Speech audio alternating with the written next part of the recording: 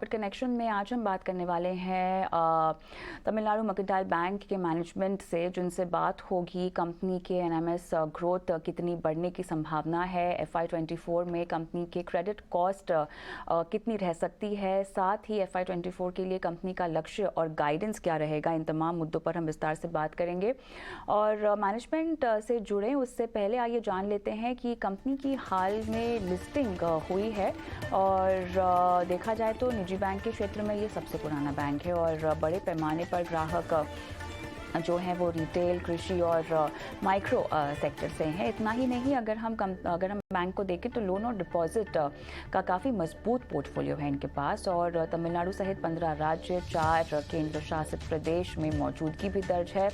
509 शाखाएं हैं और 5 मिलियन ग्राहक भी हैं। चलिए, तो ये जानकारी हुई, लेकिन हम आगे बढ़ते हैं। हमारे साथ तमिलनाडु मर्केंटाइल बैंक के MD CEO S कृष्णन भी जुड़ गए हैं। कृष्णन जी, स्वागत है आपका हमारी इस पेशकश में। और पहला सवाल क्लियरली एडवांसेस और डिपॉजिट ग्रोथ को लेकर होगा, जो काफ़ी मजबूत दिखाई दे रहे हैं। आने वाली तिमाहियों में किस ओर आपकी ग्रोथ आपको मजबूत दिखाई दे रही है?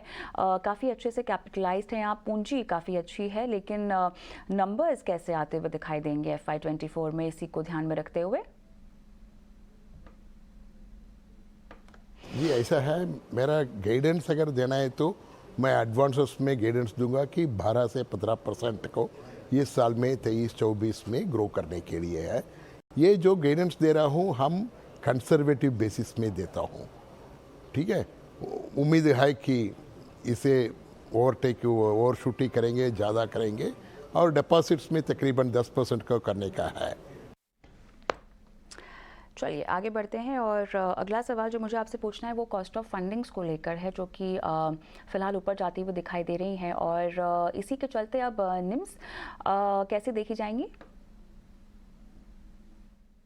ऐसे मेरा कॉस्ट ऑफ फंड्स आगे इस साल में हो सकता है थोड़ा सा बढ़ने का, क्योंकि इंडस्ट्री में ही कॉस्ट ऑफ डिपॉजिट्स बढ़ते जाता है। सो हम भी उसको एक्सेप्शन नहीं है, हमारा भी कॉस्ट ऑफ फंड्स बढ़ेगा थोड़ा सा, लेकिन कितना बढ़ेगा, क्या फ़र्क होगा, मैं ये कहना चाहता हूँ कि ज़्यादा फ़र्क नहीं होगा। यहाँ भी हम कंजर्वेटिव अप्रोच में गाइडेंस दे सकते हैं। जो निम करते हैं, जो कॉस्ट ऑफ फंड्स और यील्ड ऑन फंड्स उसको लेकर जो निम करते हैं, वो निम 4 से ज़्यादा ही होगा। वो बहुत कंजर्वेटिव में करता हूँ मैं। ग्रोथ की उम्मीद जो है, क्या 15% प्लस की लगानी चाहिए छोटे बेस को ध्यान में रखते हुए जहां पर आप हैं? जी, ऐसा है, मैं आपको बताया कि हम कम करके ज़्यादा करेंगे, ये हमारा आदत है, ठीक है। और आप देखेंगे तो हमारा we are not telling that, क्या कहेंगे कि बहुत बड़ा ये करेंगे वो करेंगे, लेकिन हम करके दिखाएंगे। इसलिए मैंने कहा कि 12 से 15% तक करेंगे। और हम जब ग्रोथ एक्सपेंशन करते हैं बहुत कॉन्शियस करते हैं, हम फोकस देते हैं कि मेरा स्टेक होल्डर्स का वैल्यू बढ़े। स्टेक होल्डर्स का वैल्यू जब बढ़ता है, मेरा बॉटम लाइन जो है वो ज़्यादा हो जाता है और उनका जो रिटर्न ऑन एसेट्स है, रिटर्न ऑन कैपिटल है, वो सारे अच्छे होने दो। और आप देखेंगे हमारा बैंक को मेरा अनसिक्योर्ड जो लोन है बहुत कम है। सो हम बहुत चूज़ी है, मतलब सारे अंडरराइटिंग स्टैंडर्ड्स अच्छे करके हम करेंगे। उसको मन में रख के मैंने कम से कम बोला 12 से 15% करेंगे, लेकिन पूरे उम्मीद है कि उसे ज़्यादा करेंगे। रेट हाइक्स की अगर हम बात करें तो यहाँ पर हमने शार्पली इनको बढ़ता हुआ देखा है। किस तरह का इम्पैक्ट आपके एग्जिस्टिंग ग्राहकों पर, मौजूदा ग्राहकों को पर पड़ता हुआ दिखाई दे रहा है? और क्रेडिट कॉस्ट की आपकी ट्रेंड FY24 के लिहाज से कैसी दिखाई दे रही है? टारगेट्स और गाइडेंस आप क्या दे पाएंगे? अच्छा, ऐसा जो रेट को इंक्रीज किए हैं रेगुलेटर ने, उसके वजह से तो जो ट्रांसमिट हो जाता है कस्टमर्स को, उनका लेंडिंग रेट या डिपॉजिट रेट भी बढ़ते जाता है। जब मैं कस्टमर से बात करता हूँ, वो तो पर्टिकुलरली जो रैम सेगमेंट वाले हैं, वो छोटा बिजनेस वाले हैं, जैसे कॉर्पोरेट होता है जिनको डीप पॉकेट कहते हैं अंग्रेजी में, वो लोग को तो शॉक ऑब्जर्व कर सकता है, ये लोग को थोड़ा सा मुश्किल है। लेकिन उसके बावजूद भी हम बात करके उनको समझा के और उनको बिजनेस को आगे कैसे बढ़ा सकते हैं। और इन ये रैम में एक एडवांटेज है कि आप हैंड होल्ड करो, उनको एक्सप्लेन करो, वो पूरे करने का तैयार है। वो अक्रॉस द कंट्री है। मैंने बहुत रैम कस्टमर से बात किया है मेरा 40 साल में। वो रैम सेगमेंट कस्टमर्स को हैंड होल्डिंग चाहिए, वो हम देते हैं। उसके वजह से मैं इतना ज़्यादा स्ट्रेस नहीं देख रहा हूँ कि ये जो रेट इंक्रीज़ हुआ है उसके वजह से कुछ हो गए। क्रेडिट कॉस्ट के ऊपर आपने पूछा है, क्रेडिट कॉस्ट है मेरा पिछले साल में 22-23 में 0.4% था और उम्मीद है कि आगे थोड़ा सा हम गाइडेंस दे सकते हैं कि 0.5 या से ज़्यादा 0.75, वो भी जो मैंने बताया हम कंजर्वेटिव बेसिस में एस्टिमेट देते हैं उस कंजर्वेटिव में। बट अगर आप देखेंगे मेरा slippage ratio is the lowest, credit cost is the lowest. और इस क्रेडिट कॉस्ट में भी मैं प्रोएक्टिवली एडिशनल प्रोविजन भी कर दिया कि ताकि जो आगे चाहिए होगा उसको भी अभी करेंगे, वो सब करके ये क्रेडिट कॉस्ट आया है। उम्मीद है कि आने वाला दिन में भी वही होगा।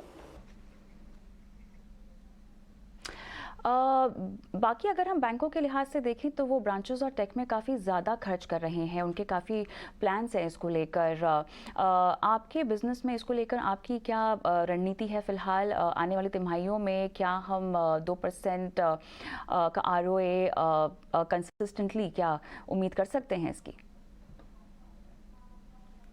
मैं ये कहता हूँ तकरीबन उस रेंज में होगा, मे बी 1.75 to 2% उसमें होगा, क्योंकि जब मैं एक्सपेंड करता हूँ और टेक्नोलॉजी में इन्वेस्ट करता हूँ मेरा कॉस्ट तो बढ़ेगा इनिशियल स्टेज में तो बढ़ेगा, क्योंकि उसका जो रिटर्न ऑन इन्वेस्टमेंट्स होता है वो लॉन्गर पीरियड्स में होता है, इसलिए तुरंत बढ़ेगा। लेकिन इतना ज़्यादा नहीं बढ़ेगा, हम कॉशियसली करते हैं ताकि मेरा इमीडिएट इन प्रॉफिटेबिलिटी अफेक्ट ना हो, मेरा रिटर्न ऑन एसेट्स अफेक्ट ना हो। मेरा उम्मीद है कि हम तकरीबन 1.75 से 2% तक और वो ये मेंटेन करेंगे। चलिए, बहुत बहुत धन्यवाद आपका। लेकिन हमारे साथ अब जुड़ गए हैं Rajesh Agarwal, HOR AUM capital. स्वागत है आपका। और क्या लगता है आपको, मैनेजमेंट से हमने बातचीत की है, किस तरह का मार्गदर्शन आप देंगे राजेश जी? Good afternoon. जहाँ तक तमिलनाडु मर्केंटाइल बैंक के मार्गदर्शन की बात है, हम इसमें बहुत बुलिश हैं और हमारा ये मानना है कि 6 से 9 महीने तक के समय अवधि के साथ कोई इसमें निवेश करता है तो 470-475 के टारगेट के साथ यहाँ ले सकता है। ये ऐसे मानने के पीछे हमारे 2-3 कारण है। एक तो कल हमने नतीजे देखे, बहुत ही शानदार आए, जहाँ एसेट क्वालिटी में बहुत अच्छी इम्प्रूवमेंट आई है। नेट एनपीएस अगर आप देखेंगे तो 130 बेसिस पॉइंट्स गिर करके 0.62 तक आ गया है। नेट इंटरेस्ट मार्जिन में अच्छी खासी इम्प्रूवमेंट हुई है। प्रोविजन कवरेज रेशियो 90%, 90.9% हो गया, जो कि बहुत अच्छा कहा जाएगा। और सबसे अच्छी बात है, कैसा पोजीशन में भी अच्छी खासी बढ़त हुई है। वैल्यूएशन के लिहाज से अगर देखेंगे तो प्राइस टू बुक लगभग 1 और पीई 6 के आसपास मुझे लगता है वैल्यूएशन भी कंफर्ट देता है। अब आगे आने वाले दिनों के लिए एक तो इनका रैम सेगमेंट जो बहुत स्ट्रांग है वो एक कंफर्ट दे रहा है। दूसरा, जैसे कि मैनेजमेंट ने अभी कहा कि वो 12 से 15% की एक्सपेक्टेड ग्रोथ कर रहे हैं और डिजिटेशन का जो इनका बेनिफिट है वो आने वाले दिनों में आता हुआ नजर आएगा। मुझे लगता है सारे पायदान पे खरा उतरता है। हालांकि हमें ये नहीं भूलना चाहिए कि इस तिमाही में प्राय सभी बैंकों के नतीजे अच्छे आने की उम्मीद है, बट उसमें भी तमिलनाडु मर्केंटाइल बैंक थोड़े बेहतर प्रदर्शन के साथ अच्छे वैल्यूएशन में उपलब्ध है। बहुत बहुत धन्यवाद राजेश जी, आपने समय निकाला, दर्शकों का मार्गदर्शन किया।